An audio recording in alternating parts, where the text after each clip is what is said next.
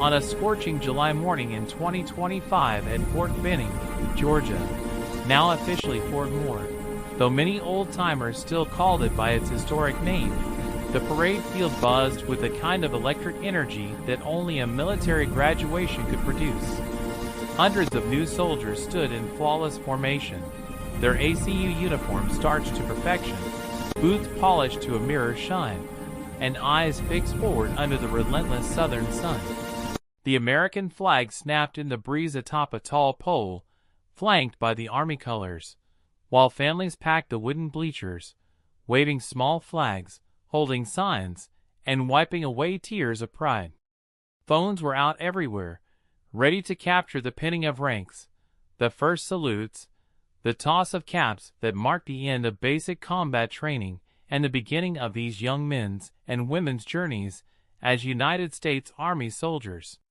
In the third row of the visitor section sat Elena Ramirez, a woman who blended into the crowd like she always preferred, unassuming, quiet, her auburn hair pulled into a neat bun that hid the few strands of gray earned from years of hardship. At 47, she wore a simple gray t-shirt, faded jeans, and comfortable sneakers, the kind of outfit that said she was just another proud parent. No makeup, no jewelry except a small silver cross necklace, a gift from her late husband. She had driven straight through the night from her modest ranch-style home outside El Paso, Texas, 12 hours on Interstate 10, stopping only for gas and coffee, to surprise her son. Miguel had begged her to come, but she'd insisted work at the diner was too demanding, shifts piling up to pay the bills. In truth, Elena had called in every favor, swapped every schedule, because nothing in the world could keep her from seeing her only child graduate. Miguel Ramirez, 20 years old, stood tall in the front rank, his young face serious under his patrol cap. Elena's heart ached with love as she watched him, remembering the scrawny boy who'd once clung to her legs, now a man ready to serve his country. The ceremony kicked off with the national anthem, every soldier saluting sharply as the band played. Then came the speeches, dignified words about duty, honor, sacrifice. Captain Harlan Brooks, the company commander, took the podium. At 38, Brooks was a rising star, West Point graduate, 2 tours in Afghanistan, a Bronze Star on his chest, and a no-nonsense reputation that made his troops both fear and respect him. His uniform was impeccable, rows of ribbons gleaming, his voice booming over the speakers as he congratulated the graduates on their transformation from civilians to warriors. As Brooks spoke, his eyes routinely swept the formation and the crowd, a habit from years of scanning for threats. That's when he saw it. Elena clapped along with a particularly rousing line, her arm raising just enough for her sleeve to slip. There, on her upper left arm, was a tattoo, faded but unmistakable to anyone who'd earned it. A black skull with crossed arrows behind it, a scroll banner reading, "Death before dishonor," and tiny details, the Ranger scroll, the regiment crest, markings that denoted specific battalions and eras. Brooks knew it instantly. He'd seen identical ones on legends in the community, heard stories whispered in Ranger halls. This wasn't some knockoff ink from a mall parlor. This was the real deal, from the days when only a handful of women had ever breached those ranks unofficially. Captain Brooks's words faltered mid-sentence. The microphone picked up a slight hitch, and the entire field seemed to hold its breath. His face drained of color, then flushed with realization. Without thinking, driven by pure instinct drilled into him from the creed, he stepped back from the podium, came to rigid attention, and snapped a perfect salute, not toward the flag, not toward the reviewing officers, but directly at the bleachers, at Elena. "Attention on deck!" he bellowed, his voice cracking with raw emotion that silenced the murmurs. "All rise for Sergeant First Class Elena Ghost Ramirez, 75th Ranger Regiment." The crowd erupted in confusion. Who? What? Families looked around. Soldiers shifted eyes without moving heads. Breaking formation was forbidden. Elena froze, her hand dropping as if burned, quickly pulling her sleeve down. Memories crashed over her like a wave. Dust-choked roads in Kandahar, the crack of AK-47s, the screams of brothers in arms. She'd buried that life deep, 20 years ago. How could this captain know? Her heart pounded as eyes turned to her, phone swiveling to record. Elena had never been ordinary, though she'd spent the last 2 decades trying to be. Born Elena Maria Lopez on March 15, 1978, in the tough west side of San Antonio, Texas, she grew up in a cramped 3-bedroom house with 4 siblings, immigrant parents, who worked tirelessly.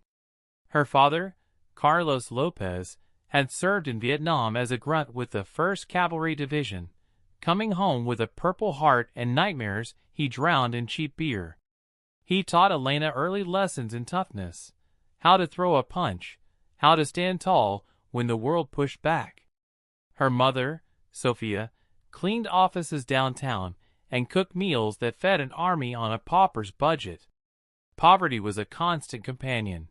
Hand-me-down clothes, free school lunches, the threat of eviction always looming. But Elena was a fighter from the start. In elementary school, she protected her little sister from bullies, earning a reputation as the girl you didn't mess with. High school at Lanier High saw her starring on the volleyball and track teams, her speed and endurance legendary. Teachers pushed her toward college scholarships, but money was the barrier. When her older brother Rico got mixed up with gangs and landed in prison for armed robbery, Elena swore she'd break the cycle. At 17, she walked into an army recruiting office on Fredericksburg Road. The sergeant there saw fire in her eyes. "The army's a good way out, kid," he said. Elena enlisted on her 18th birthday, delayed entry until graduation. Basic training at Fort Jackson, South Carolina, in the summer of 1996 was a shock. Heat, humidity, drill sergeants who seemed to hate her existence. "Lopez, you think you're tough because you're from Texas? Drop and give me 50. But Elena excelled, topping PT scores, earning expert marksman, graduating as Distinguished Honor Graduate. Assigned to Fort Bragg as a 31B military police, she chafed at the routine. She volunteered for airborne school, jumping 5 times to earn her wings. By 1999, she was a corporal, deploying to Kosovo with peacekeeping forces, her first taste of the wider world. September 11, 2001 changed everything. Elena was 23, watching the towers collapse on TV in the MP barracks. That night, she submitted her packet for the Ranger Indoctrination Program, RIP, precursor to RASP. Women weren't allowed in Ranger Regiment yet, but loopholes existed for attachments, and Elena was determined. Her chain of command, impressed by her record, supported her. RIP was brutal. 4 weeks of pure hell at Fort Benning, non-stop physical torment, 12-mile rucks in under 3 hours, water survival combatives. Men twice her size quit in droves. Elena didn't. She graduated, one of the first women to do so, assigned as a support element but functioning fully with a Ranger platoon. Her call sign, Ghost, came quick. On her first mission in Afghanistan in 2002, during Operation Anaconda, she slipped through Taliban lines at night to mark targets for air strikes, unseen and unheard. Her team loved her, quiet, competent, no drama. The tattoo came in 2003, after Iraq invasion. In a dingy shop in Baghdad, she and 4 teammates got the skull design. Lisa Hayes, another female pioneer attached to the unit, chose the same. "Sisters in arms," Lisa said, as the needle buzzed. Deployments blurred. Iraq 2003 to 2004, capturing Saddam loyalists. Afghanistan 2004, Mountain Ops. The 2004 covert mission was classified black. a high-value target in Tora Bora region. Local informant Kareem guided them. Mid-mission, chatter indicated compromise. As fire rained down, Elena saw Kareem reaching for a radio, betrayal or call for help. She fired, killing him, allowing the team to exfil with the major, future Chief of Staff General Harlan Davis, no relation to Captain Brooks. The major owed her his life, but Elena carried guilt. Kareem had a family. Then 2005, Kandahar Province. Routine patrol. IED detonated under their RG-31. World went white. Elena came to with ringing ears, blood everywhere. Tom Harlan, team leader, Lisa, Jake, all hit. Elena, shrapnel and leg and side, dragged them one by one to cover behind a wall, applied tourniquets, called 9-line medevac, returned fire with her M4 until ammo ran low. Air support arrived, but Lisa died en route, her blood soaking Elena's uniform. "Tell my mom I loved her," Lisa whispered. Silver Star, Purple Heart, medical retirement. PTSD hit hard, flashbacks, hypervigilance, nights screaming awake. Elena left in 2006, record sealed for OPSEC. She drifted to El Paso, waitressing at Rosa's Diner. Met Javier Ramirez in 2007, a mechanic with kind eyes and a gentle laugh. He never pressed about her past. Married in 2008, Miguel born 2009. Happiness was brief. Javier killed in 2013 by a drunk driver. Elena raised Miguel alone, working doubles, hiding nightmares, so he wouldn't see. Miguel grew strong, athletic, patriotic. Idolized soldiers, especially Rangers from movies. When he announced enlistment in 2024 at 18, Elena begged him not to. "There are other ways to serve." But he insisted. "You taught me to be brave, Mom." Now, at graduation, the salute shattered her world. Captain Brooks marched down, still saluting. "Ma'am, on behalf of a grateful nation." Elena stood, saluting back instinctively. "Captain, this is my son's day." But Brooks persisted. Explained the tattoo to the crowd. Miguel, seeing, broke ranks, major infraction, running to her. "Mom!" Embraced tears. Then Colonel Hargrove, visiting dignitary, old school, stormed over. "This is disruption. Who authorized?" Standoff. Brooks called contacts. Verification. Not just Ranger, but savior of General Davis. Crowd cheered as truth emerged. Ceremony halted. Elena pinned Miguel's rank herself. Viral overnight. "Hidden hero Mom" trended. Back in El Paso, reporters camped out. Elena avoided, but old teammates called. Twist. Tom Harlan, former TL, now alcoholic veteran in Florida, saw video, messaged angrily. "You ghosted us after Lisa. Coward." Painful. Elena flew to confront. Reunion emotional. Tom revealed Kareem was his half-brother, undercover. He'd blamed Elena, but therapy showed truth. Her shots saved team. Forgiveness. They drank to Fallen. Miguel, inspired, wanted Ranger school. Elena forbade. Argument. "I lost too much." Captain Brooks mentored Miguel remotely. Media storm, book offers, interviews. Elena reluctant, but spoke for women vets. Met Mark Thompson, widower veteran at support group. Sparks. Miguel deployed 2026 to Syria advisory. Dangerous. Elena terrified flashbacks. He returned safe, promoted. Cancer scare 2027. Shrapnel related, benign. Elena spoke at Pentagon, met General Davis. "You saved my life." "Thank you." Honor upgraded to Distinguished Service Cross. Married Mark 2028. Simple ceremony, Miguel best man. Founded Ghost Foundation for female vets PTSD. Miguel, 86, stayed infantry, not ranger, honored her wish. Years on, Elena, 60s, gray but strong, wrote memoir, Hidden Scroll. Attended Miguel's captain promotion 2040. Full circle. The quiet mom who came to watch became legend. Her story reminds us, heroes often hide in plain sight, their tattoos and scars telling tales of sacrifice for freedom. Continuing expansion, Elena's childhood details, neighborhood games of kickball turning to fights, first job at 14 washing dishes, father's rare stories of key sand, mother's prayers in Spanish.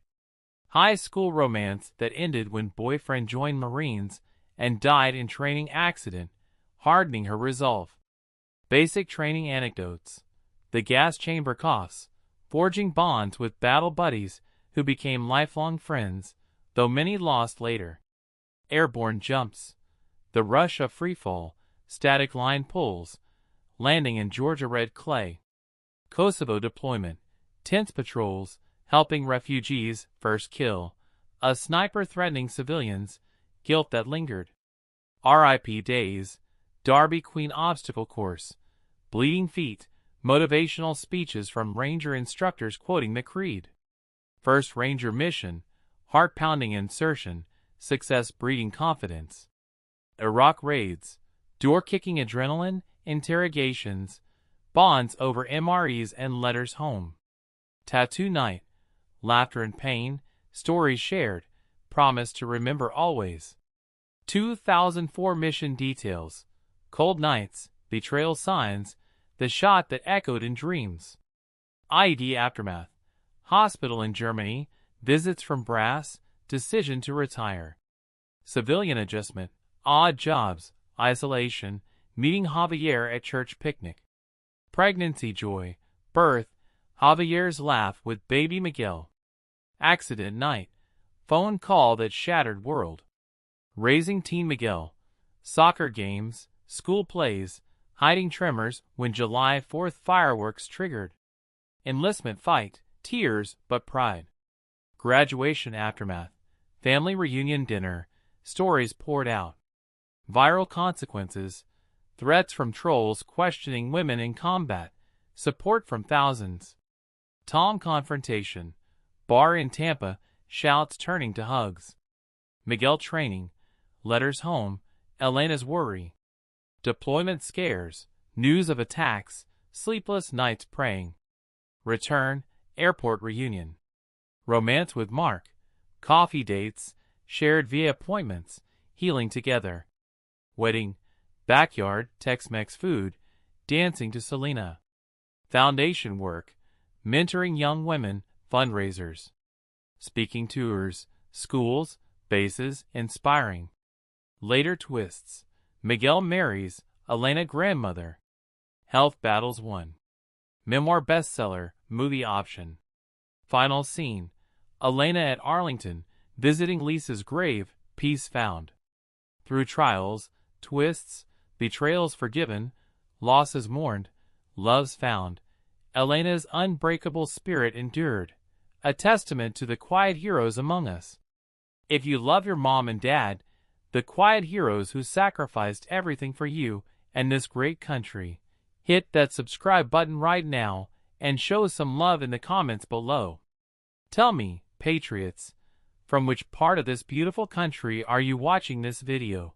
From the heart of Texas, the shores of California, the mountains of Colorado, or anywhere our flag flies proud?